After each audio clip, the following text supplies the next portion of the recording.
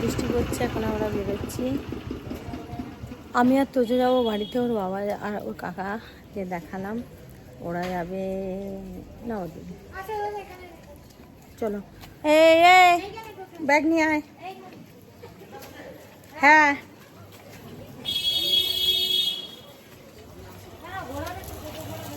বুড়া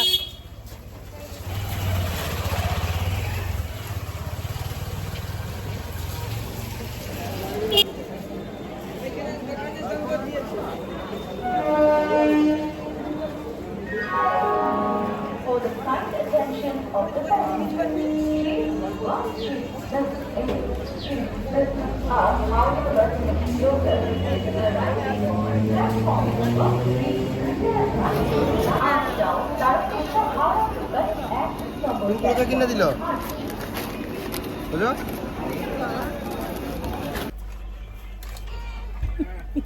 বিনা টিকিটে। এখনই টিটি আসুক। চলে আসছো না সামনে বলে দাঁড়াবে বললাম দুবার। দেখো ট্রেনটা কিন্তু ব্যান্ডেল চলে এসছে। আর ওই যে দেখো জানলার ওই পাশে তোজোর বাবা টাটা করছে তোজোকে। এরা কিন্তু টিকিট ছাড়াই উঠে পড়েছিল শ্রীরামপুর থেকে।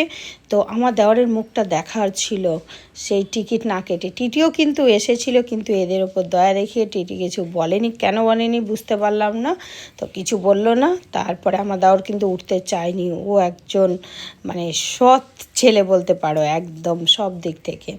তো ও কিন্তু উঠতে চায়নি, আমার বর জোর করে ওঠালোর পরে তারপরে টিটি চলেও এসেছিলো, কিন্তু যাই হোক কিছু বলেনি ওদেরকে। ওরা নেমে পড়েছে ব্যান্ডেলে বাই বাই করার পরে আমি আর তোজো একদম রিল্যাক্স শুয়ে পড়েছি। কারণ ট্রেনটা সেরকমভাবে লোক এখানে ওখানে মানে বসেছিল, সব রেলেরই স্টাফ বেশি ছিল আমার যত মনে হলো। তারপরে কিন্তু আমাদের সিট ছিল এই পাশেটা ওনারা বসবে বলে এখানে আমি আর তোজো শুয়ে পড়লাম। শুয়ে একটু ঘুমানোর চেষ্টা করলাম, কিন্তু আমি ঘুমিয়েও গেছিলাম। উপরে যেই দাদাটা ছিল উনি বললেন, দিদি আপনি অনেকক্ষণ ঘুমিয়েছিলেন। তো যাই হোক, ঘুমিয়ে যাওয়ার পরে নেমে চলে এসে রাতে কিছু শেয়ার না করে পরের দিন চলে গেছি বাজারে। আর বৃষ্টি বলে বড় গাড়ি নিয়ে বেরিয়েছি। আর দেখো এই যে বাজার, আমাদের মিহিজাম বাজার থেকে বাজার করেছি। আর চুড়িটা যে দেখালাম মানে সাবান চলে এসছে, আর সাবান এখনও ঢোকেনি, কিন্তু আমি সবুজ চুড়ি পরে নিয়েছি। তারপর আমার যা কাজ, এই যে আমলাদহি বাজার যেতে হবে, কেননা অনেক দিন আমি ছিলাম না, আমার ছেলে মাটন খায়নি। মাটনকে আনতে কিন্তু আমাদের বেঙ্গলে বাজারেই যেতে হয়। তো সেখানে গিয়ে আমি মাটন নিয়ে আসব। আর এই যে সব বাজার মানে মাটন সায়ন কিনতে গেল, আমি আর নামিনি, কাদা চ্যাপচ্যাপ চারিদিকে। আমি সায়নকে বললাম যা তুই নিয়ে আয়, দিয়ে একদম বসে বসে মনে হচ্ছে ল্যাথখোরের মতো ঘুম পাচ্ছে, ভাল লাগছে না। আর এই কদিন আমার জায়ের বাড়িতে কিন্তু এত আনন্দ ফুর্তি হয়েছে, ঘুম নেই, খাওয়া দাওয়াটা ঠিক টাইমে হয়েছে, কিন্তু ঘুম না থাকলে শরীরে একটা ক্লান্তি। তো যাই হোক এখানে চলে এসেছি। আর আমি বলেছি এক সপ্তাহের বাজার নিয়ে আসবো। দেখো কত বাজার নিয়ে আসছি, বলে শেষ করা যাবে না। আমলাও নিয়ে এসেছি, আমি আমলাদহিতে আমলাও পেয়েছি। আর শশা নিয়ে এসেছি প্রায় 2.5 কিলোর ওপর, কেননা জেরিয়ে কদিন শশা খেয়েছে কি না খেয়েছি। ফলও কিনে নিয়ে এসেছি, তার জন্য শশাটাও একটু বেশি করে এনেছি। জেরি আমার ডেলি একটা করে শশা খায়, ডায়েট মানে তোমরা সেটা জানো। আর এখানে কুচি কুচি করে নিয়েছি সব কিছু, স্যালাডের জন্যও কেটে নিয়েছি। আর মূলোটা স্যালাডে আমার খুবই ভালো লাগে। আর মাছ নিয়ে এসেছি, মাছটা ভাজা করে দেবো তোজোকে আর তোজোর ঠাম্মাকে।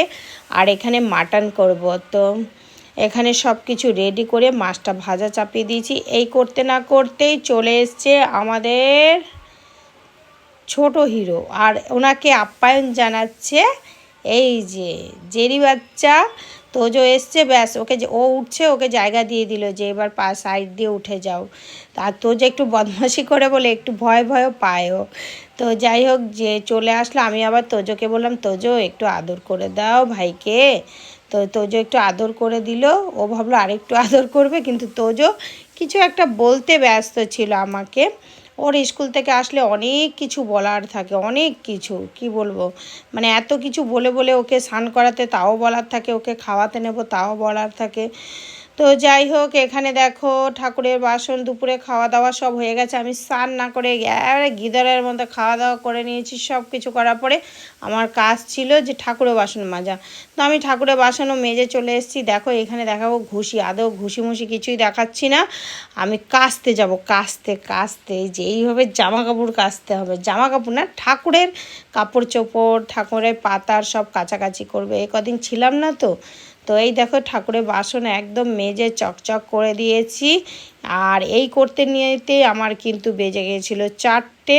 তারপর ক্যাচাক্যাচি করে স্নান করে চলে এসেছি একটু বৌদির বাড়িতে গল্প করতে। আর আমার ঘাটটা না দেখাচ্ছি যে এখানটা আমার ব্যথা কেন, হ্যাঁচকা টেনেছে জেরির দোষ ছিল না, মাও একটুখানি ও জেরির সাথে করছিল আর এমনভাবে টান দিয়েছে। আর ওই যে ভেতরে বৌদি রুটি বানিয়ে দিচ্ছে ওর মেয়ের জন্য। তো তারপরে একটু বসবো এখানে, আড্ডা মারবো, গল্প করব, একটু পিএমপিসি করার পরে তারপরে চলে যাব বাড়িতে।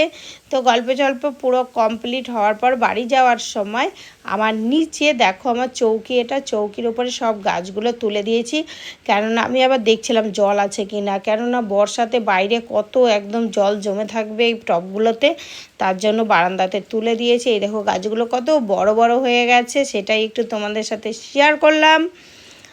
তারপরে এই গাছ লাগাতে গিয়েই কিন্তু আমার মোবাইলটা হারিয়ে ফেলেছিলাম একদিন। এই গাছগুলো দেখলে রাগও হয়, আবার গাছগুলো দেখলে ভালোও লাগে। কি করব, কিছু করার নেই।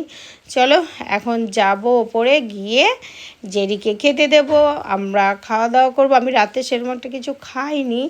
তো তারপরে সবাইকে খাওয়া দাওয়া দিয়ে টিয়ে এই যে শুয়ে পড়েছি। তো শুয়ে এখন কি সারা রাত এই ব্যথাটা করেছিল বলে আমার কিন্তু সেদিন ঘুম হয়নি, খুব হাতে ব্যথা ছিল। তো যাই হোক, ভিডিওটা আজকের মতো এখানেই শেষ করছি। আবার দেখা হবে নেক্সট ভিডিওতে। ততক্ষণ সবাই ভালো থেকো, সুস্থ থেকো, অনেক অনেক হ্যাপি থেকো, বাই।